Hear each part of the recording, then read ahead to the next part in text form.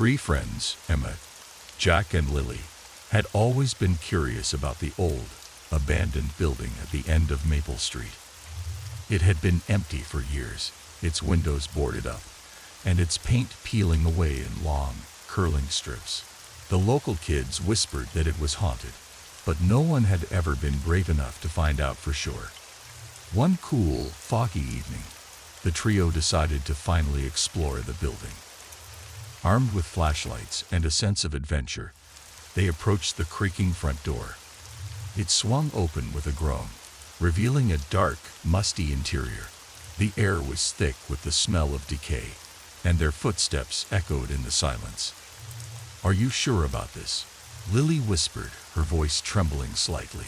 "It's just an old house," Jack said, trying to sound confident. "There's nothing to be afraid of."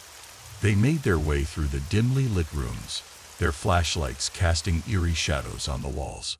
Old furniture lay scattered and broken, and cobwebs draped the corners like ghostly curtains. As they ventured deeper into the house, they heard a faint sound, like a distant whisper. "Did you hear that?" Emma asked, stopping in her tracks. "Probably just the wind," Jack said, though he didn't sound convinced. They continued on, reaching a narrow staircase that led to the basement. Cold draft wafted up from below, carrying with it a sense of foreboding. Against their better judgment, they descended the stairs, their flashlights flickering in the darkness. At the bottom, they found themselves in a large, empty room. The walls were covered in strange, faded symbols, and in the center of the room stood a tall, cracked mirror. As they approached, the air grew colder, and the whispers grew louder, more insistent. Emma stepped closer to the mirror, her breath fogging up the glass. Suddenly, the reflection in the mirror changed. Instead of their own faces, they saw three shadowy figures, eyes glowing with an eerie light. The figures seemed to reach out towards them, their mouths moving in silent screams. Panicked, the friends turned to flee, but the basement door slammed shut, trapping them inside.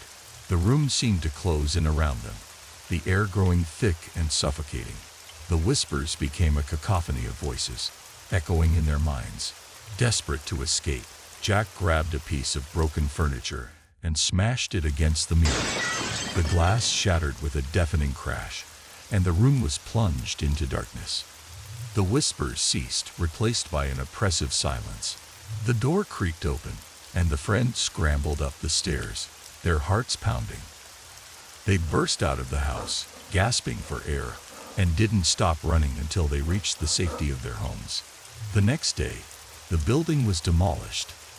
As the wrecking ball struck the old walls, a dark mist rose from the ruins, dissipating into the sky. The friends never spoke of what they had seen, but they knew they had narrowly escaped something far more sinister than just an old, abandoned building.